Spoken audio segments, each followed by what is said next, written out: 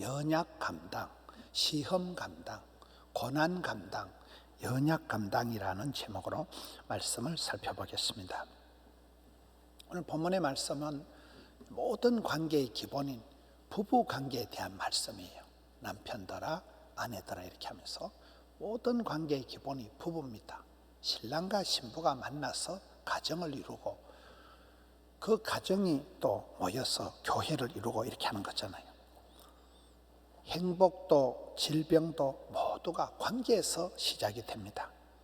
행복한 관계, 원만한 관계 속에서는 아름다운 가정생활이 되어지지만은 이 부부 관계가 모든 관계의 기본이라는 거예요. 근데 이 성경이 여러분 에베소서에 가서 보면 사도 바울이 남편들아 아내들아 얘기를 하다가 내가 신랑 신부 남녀 관계를 얘기하는 게 아니고 그리스도와 교회에 대해서 말한다.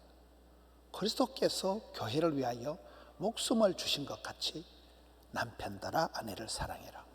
아내들아 주께 복종하듯이 남편에게 복종해라. 신랑 대신 예수님과 신부 대신 교회와의 관계처럼 이 부부 관계 속에 모든 관계의 원리를 시작을 가르쳐 준다는 내용입니다. 그래서 오늘 베드로전서 3장은 아내들아 이렇게 시작이 됩니다. 3장 1절부터 하면 아내들아 남편들아 이렇게 하면서 부부 관계를 설명하는데 아내는 헤어스타일을 꾸미지 말라는 거예요. 명품을 가지고 치장을 하지 말라는 거예요. 외모로 꾸미지 말고 너희 속에 있는 숨은 사람을 온유하고 안정한 심령의 사람으로 꽃단장을 하라는 거예요. 남편에게 순종함으로 단장을 하라. 이게 3절, 4절, 5절의 말씀이에요. 7절에 가서는 남편은 지식을 따라 이 말은 사려 깊다는 말이에요. 무식하게 용감하게 하지 말고 지식을 따라서 그 아내의 연약함을 아내의 필요를 컨디션을 잘 이해를 하고 배려해서 사려 깊게 사랑하라는 거예요. 그리고 동거하고 여러분 동거가 뭡니까? 아름다운 동행. 신앙생활의 목적이 동거예요. 그리스도와 연합하는 게 신앙생활의 목적이에요. 하나님을 닮고 포도나무 가지가 줄기에 붙어 있는 것처럼 연합되고 하나 되는 게 이게 목적이에요. 형제가 연합하여 동거하는 게 가장 아름다운 거잖아요. 그래서 행복한 부부는 부부가 서로 닮아가는 거예요. 같이 살고 같이 오래오래 있기 때문에 서로가 닮아가는 겁니다. 더 연약한 그릇이요 생명의 은혜를 함께 이어받을 자로 알아 귀히 여기라. 귀히 여긴다는 것은 존귀하게 여기라는 거예요. 여러분 만남에 있어서는 사랑과 존경이 두 날개와 같은 거예요. 사랑만 해서는 안 돼요. 존경을 해야 돼요. 귀중하게 소중하게 여기는 세월이 흘러갈수록 가족이 소중하고 하나님이 짝지어 준 사람이 가장 소중하다는 걸 알고 귀히 여기라. 그럴 때 기도가 막히지 않는다는 거예요.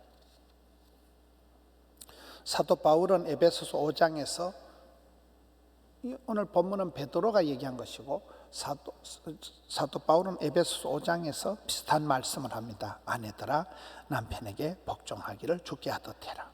남편들아 아내 사랑하기를 그리스도께서 교회를 위하여 자신을 주신 같이 하라.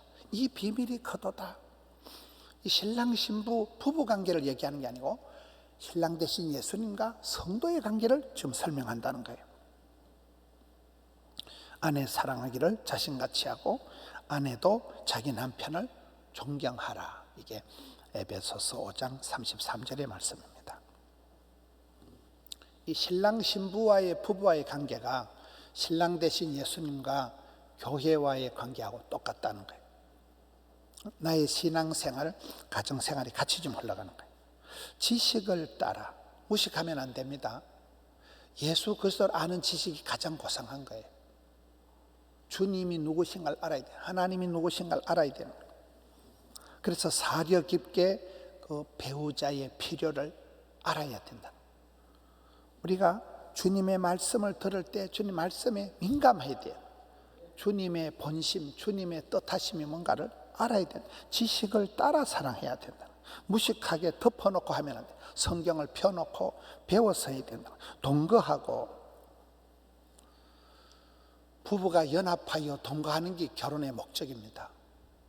우리는 하나님을 닮아가고 그리스도와 연합하는 게 신앙의 목적입니다. 포도나무 가지는 줄기에 붙어 있을 때, 연합해 있을 때 모든 게 다 되는 거예요. 너희가 나를 떠나서는 아무것도 할 수 없다, 이렇게 되는 거예요. 귀히 여기라. 여호와를 경외하는 것이 지식의 근본이에요. 하나님을 인정하고 하나님을 존경하고 하나님을 경외하고, 이게 지식의 근본이라. 존귀하게 여기라. 이는 너희 기도가 막히지 아니하게 하리 함이라. 행복한 관계 속에서는 흐르는 강물처럼 사랑의 은혜가 흘러간다는 거예요. 내리 사랑, 올리 효도, 이렇게 된다. 물된 동산이요 물이 끊어지지 않는 샘물같이 사랑이 줄줄줄 흘러간다는 거예요. 흐름이 막히지 않도록, 흐름이 끊어지지 않도록 하라는 거예요. 하나님을 사랑하는 자에게는 수천 대까지 은혜를 베풀어 주신다. 건강한 사람의 몸은 혈행이 고르다, 피가 잘 흘러간다 그랬잖아요. 피가 고난 게 피곤한 거예요. 혈관이 뻑뻑하고 혈관이 문제가 있을 때 심혈관에 병이 생기는 거잖아요. 은혜가 흘러가게 해라. 기도가 막히지 않게 하라는 거예요.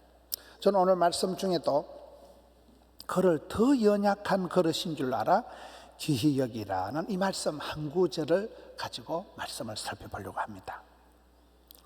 여러분, 인간관계를 따질 때는 저 사람이 나에게 얼마나 유익할까, 얼마나 내게 도움이 될까, 그렇게 따집니다. 모든 사람들은 아무나 만나질 않고 자기한테 뭔가 유익할 때, 도움이 될 때 사람을 만나려고 하는 것입니다. 최근에 제가 어떤 방송에 출연한 적이 있습니다.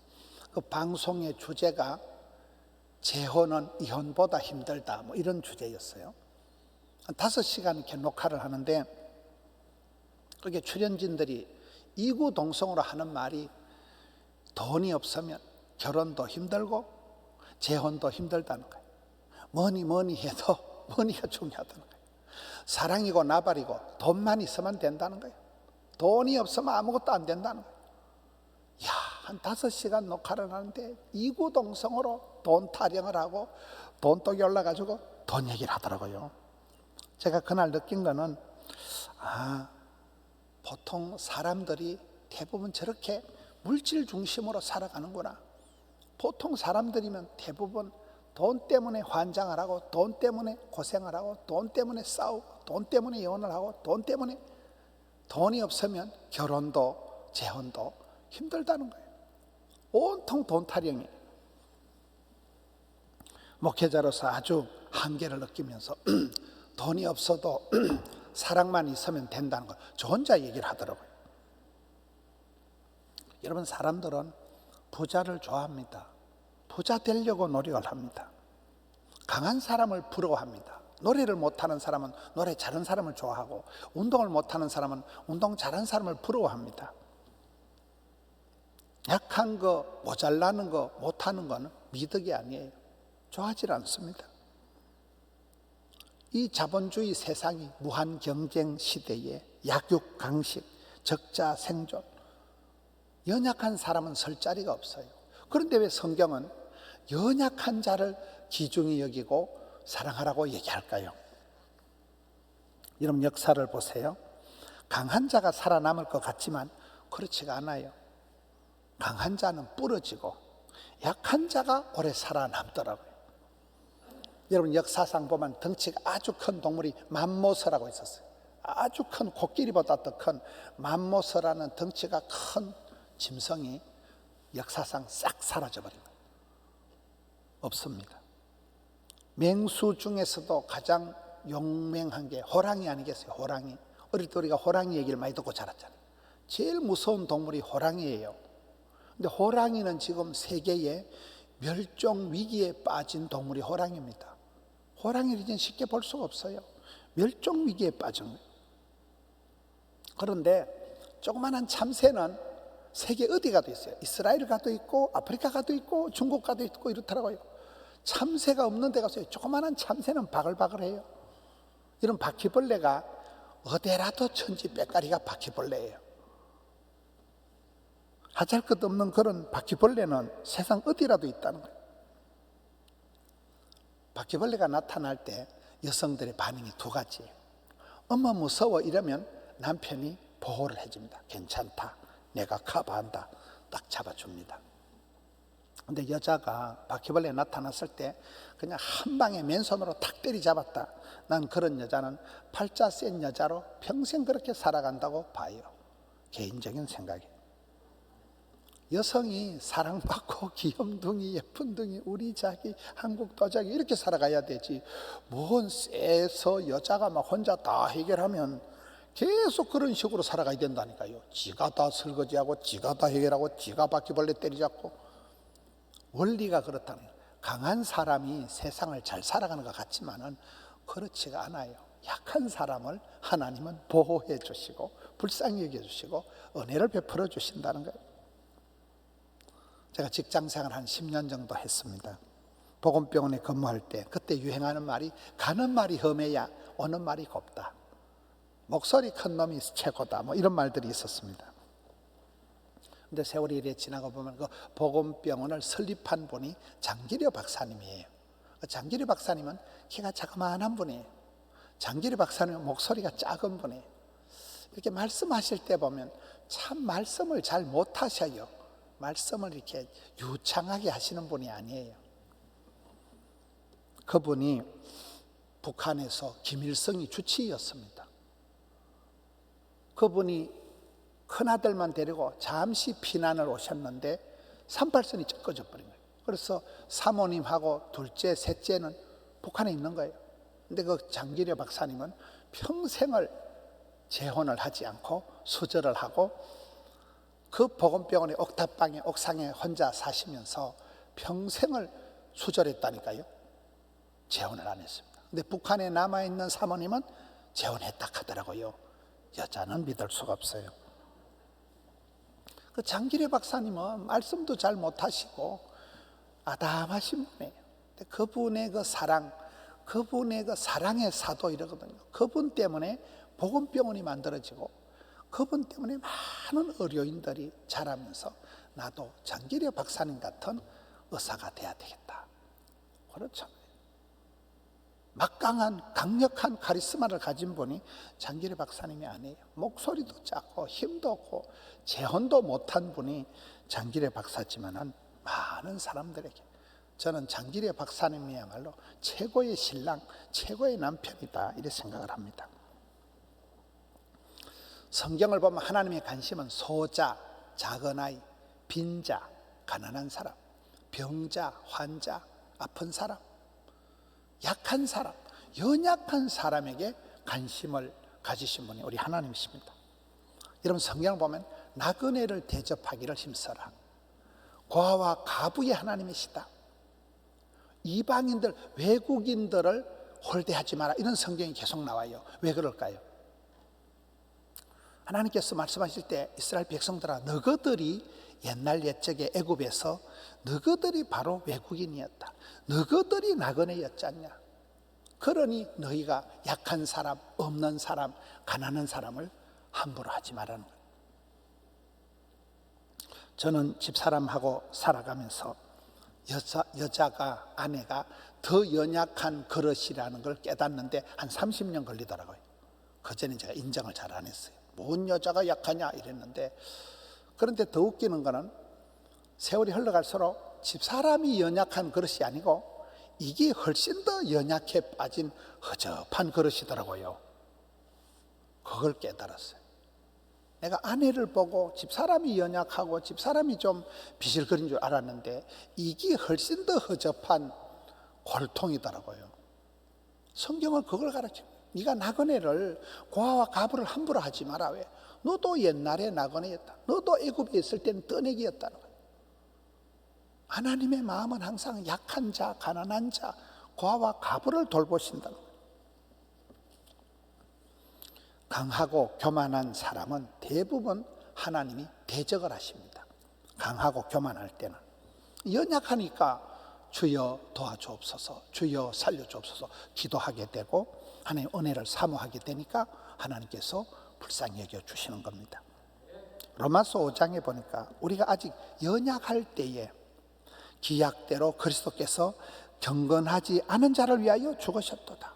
우리가 이뻐서 똑똑해서 강해서 우리를 사랑해 주시지 않고 연약해 빠졌을 때, 경건미가 하나도 없었을 때에 미리 나 같은 것을 위해서 십자가상에서 목숨을 버리셨다는 거예요. 로마서 8장에 이와 같이 성령도 우리의 연약함을 도우시나니 우리는 마땅히 기도할 바를 알지 못하지만 성령님이 말할 수 없는 탄식으로 우리를 위하여 친히 간구하신다. 우리가 연약할 때 성령님 우리 위해서 친히 직접 중보해 주신다는 거예요. 예수님께서 병든 자들을 다 고치시니 이는 선지자 이사야를 통하여 하신 말씀에 우리의 연약한 것을 친히 담당하시고 병을 짊어지셨도다. 예수님께서 우리의 병을 다 짊어지시고 우리의 연약을 홀로 담당하신 분이에요. 오늘 저녁에 오실 김준성 목사님은 지금 암 수술한 지 7년째거든요. 아주 그분이 고신, 오리지널 고신이고 아주 학자 같은 조용한 분이에요. 근데 그분이 조용이고 뭐고 자기가 암 수술을 하고 자기가 암이 걸려 보니까 조용히 뭐고 필요 없는 거예요. 그냥 주여 부러지고 막 그냥 예수 천당 부러지고 완전히 바뀐 거예요. 형님이. 제가 학교 다닐 때 같이 한 교회에서 오랫동안 있어서 제가 형님하고 따랐는데 너무 바뀌었더라고요. 자기가 항암을 하고 자기가 암 수술하고 온 이유는 원색적인 복음을 붙들고 예수님이 내 병을 고쳐주시고 예수님 나와 함께 해주시고 하나님께서는 나를 불쌍히 해주시고 완전히 신앙이 바뀌었어요. 병은 소문을 내라 이런 말이 있습니다. 병은 숨긴다고 되는 거예요. 소문을 낼 때 거기는 그 음식이 좋다. 그 선생님이 명이다. 병은 소문을 내야 됩니다. 약점을 자랑을 해야 됩니다. 숨기고 부끄러워할 일이 아닙니다. 사람은 누구든지 장단점이 있어요.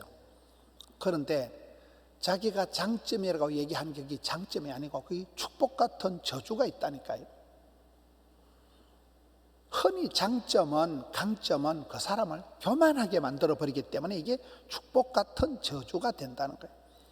약점은 오히려 하나님 우리를 불쌍히 여겨주시기 때문에 약할 때 강해지는 법이기 때문에 약점이야말로 우리가 복을 받을 수 있는 필요 충분 완전한 조건이다. 약한 자여 그대 이름은 복 있는 자다. 약하니까. 그래서 약한 게 부끄러운 게 아니라는 거예요. 옛날 말에 병든 자식이 효도한다. 못생긴 나무가 산을 지킨다. 9번 가지가 선산을 지킨다. 그런 말입니다. 이런 부자는 천국 가기가 낙타가 바늘기로 들어가기보다 더 어렵다죠. 가난하니까, 약하니까, 없으니까. 우리는 천국 갈 가능성이 굉장히 좋은 거예요. 약하니까 주여 살려주옵소서, 주여 구원해주옵소서, 주여 도와주옵소서. 하나님은 연약한 자를 돌보아 주시고 우리는 복받을 만반의 준비가 되어 있다는 거예요. 여러분 성경을 보면 성경은 연약한 자들의 대행진이에요. 창세기부터 좀 연약한 자들이 가는 길이에요. 아브라함을 보세요. 아빠 찬스를 쓸 게 없어요. 갈 바를 알지 못한 사람이에요. 두서가 없는 분이에요. 그렇기 때문에 갈 바를 알지 못하니까 믿음으로 나아가니까 개척정신, 도전정신, 모험정신을 가지고 믿음의 조상이 된 거잖아요. 그의 아들 이삭은 약해 빠진 게 인생 3중고다. 몸이 허약해서 배다른 형님 이스마엘에게 희롱이나 당하지요. 농사를 지을 수 없을 만큼 기근이 바짝 들어서 그랄골짜기 적진 한복판에서 농사를 짓지요.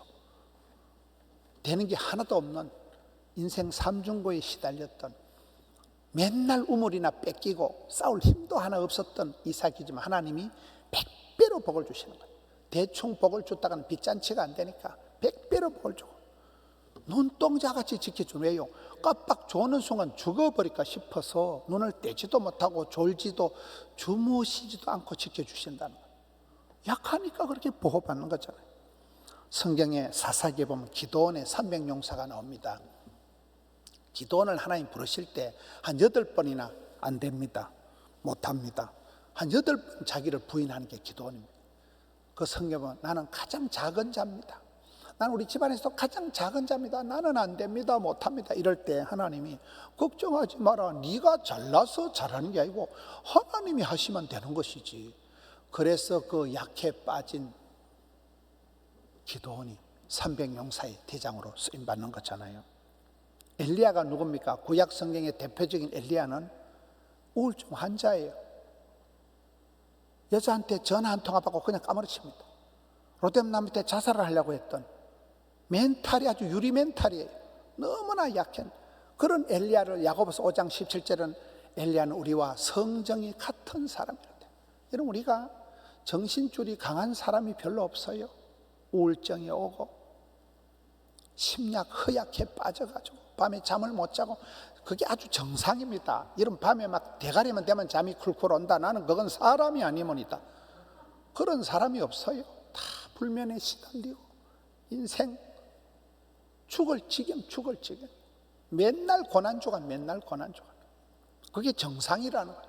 그런 성정이 우울증 환자요, 여자 말 한마디에 우울증이 생기고 자살을 하려고 했던 그런 엘리야지만 약해 빠졌으니까 주여 도와주옵소서, 주여 간절히 기도하니까 하늘문을 열었다 닫았다 해줄 만큼 불로응답 받던 사람이 성정이 우리와 같은 엘리야라는 거예요.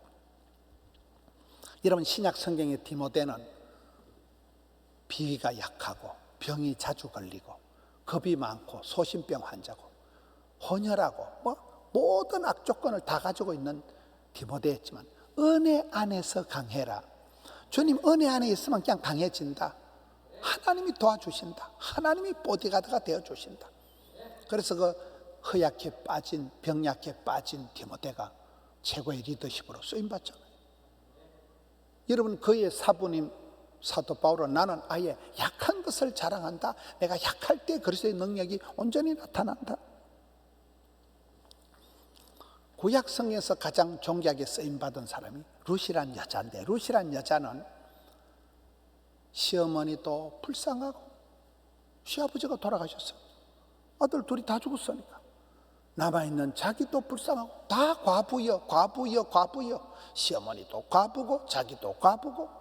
근데 하나님께서는 과와 과부의 하나님이시니까 불쌍히 여기는 거예요. 처근히 여기는 거예요. 긍휼히 여기는 거예요. 그러니 하나님이 그 여인을 통해서 구약성에서 다윗을 잉태하게 하고 메시아를 잉태하게 하는 가장 존귀하게 쓰임받은 여성이 룻이 되는 것입니다. 잡초도 약초다 이런 말이 있어요. 콤플렉스가 스타렉스다 이런 말이 있어요. 사람이 약한 스트레스를 받으면 우리 몸이나 세포가 반응을 한대요. 계속 자극을 받고 스트레스를 받을 때 우리 몸이 활기가 생겨 점점 긴장을 하고 신경을 쓴다는 거예요. 그 스트레스가 양념이 된다. 아무런 문제도 없이 온실안에 하초처럼 펑퍼짐하게 퍼져 살면 아무런 힘이 없어요. 야생화가, 비바람을 맞고 자란 야생화가 강인하고 향기가 깊다는 거잖아요. 우리를 죽이지 않는 역경은 무엇이든지 간에 우리를 강하게 만든다는 거예요. 스트레스와 어떤 결핍을, 연약한 것을 달게 받아들이면 그게 바로 무병단수, 다병장수의 길이 된다. 이런 병이 없다고 오래 사는 게 아니에요. 병이 있는 사람이 그 병을 알기 때문에 자기를 컨디션을 조절해 가면서 오래오래 사는 거예요. 다병장수가 그런 거예요.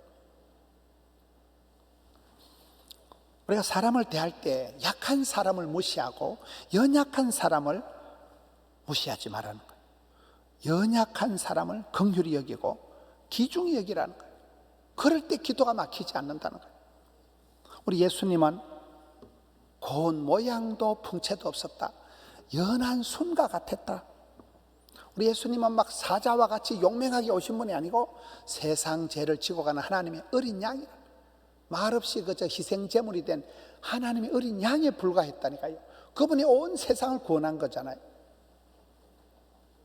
그래서 우리는 내 연약한 것을 감지하라. 연약한 것을 오히려 감사해라. 연약한 것을 감내해라. 연약한 것을 감수해라. 연약을 감당해라. 이걸 연약 오감이다. 이렇게 제가 만들어 본 거예요. 내 연약한 부분을 부끄러워할 필요가 없어요. 연약한 것이 열등한 게 아니에요. 여러분, 저와 여러분이 슈퍼맨이 아닙니다. 우리는 그렇게 썬파워가 아니라 항상 막 한 점 부끄러움이 없는, 하나도 흐트러짐이 없는 그러한 썬파워 같은 완벽한 인간이 아니에요. 그거를 부러워할 필요가 없어요. 우리는 허접하고 자주 아프고 실수투성이고 연약해 빠진 존재라는 거예요. 이런 인간관계에서 가장 고약한 게 완벽주의를 기대하는 거예요. 완벽주의가 정신병의 시초다 그러잖아요. 나는 못하면서도 상대방에게 많은 것을 요구하는 것을 완벽주의라고 하는 거예요. 강박적으로 완벽주의적인 시선으로 바라보면 안 된다.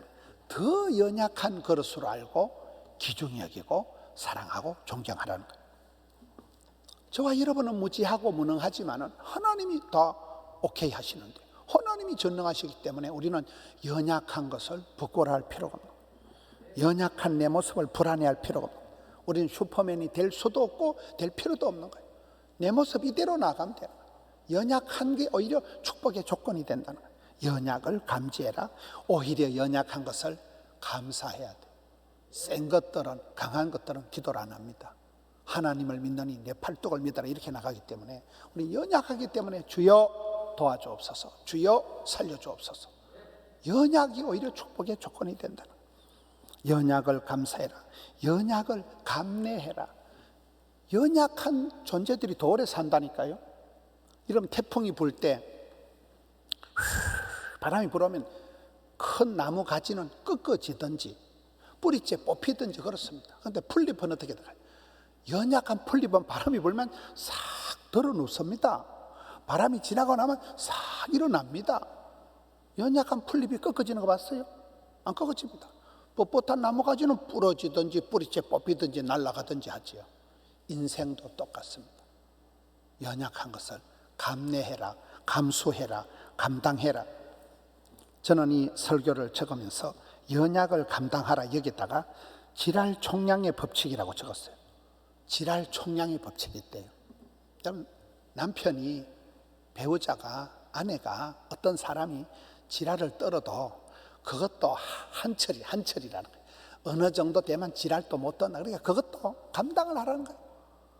아이고 목사님 우리 아들은 감당이 안 돼요. 아이고 목사님 우리 남편은 감당이 안 돼요. 감당을 하세요.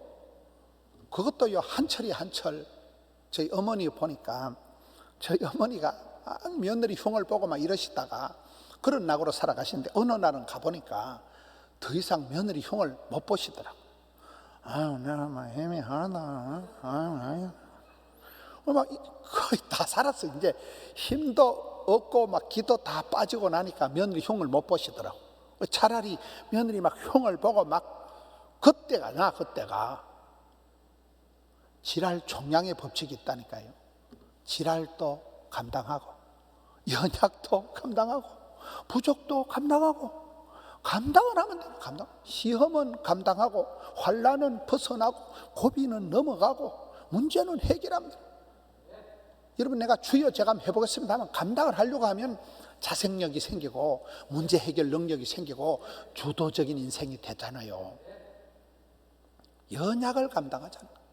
결핍을 감당하자는 거예요. 부족을 감당하자는 거예요. 그게 부끄러운 게 아니고 그것 때문에 열등한 게 아니라 연약할 때 그리스도의 은혜가 온전히 나타나기 때문에 하나님의 방식이, 예수님의 스타일이, 하나님의 마음의 흐름이 과와 가부를 사랑하시는 하나님, 연약한 자를 도우시는 하나님. 우리가 연약할 때에, 우리가 부족할 때에, 경건치 않을 때 예수님께서는 나 같은 걸 위해서 목숨을 바쳐주셨는데 얼마나 우리가 내 모습 이대로 주님 앞에 나아가기만 하면 되는데 주님 감사합니다. 연약을 감당하고 나아가기만 하면 되는데 연약을 감수해라, 연약을 감당하는 우리 성도님들 되시기를 축원합니다.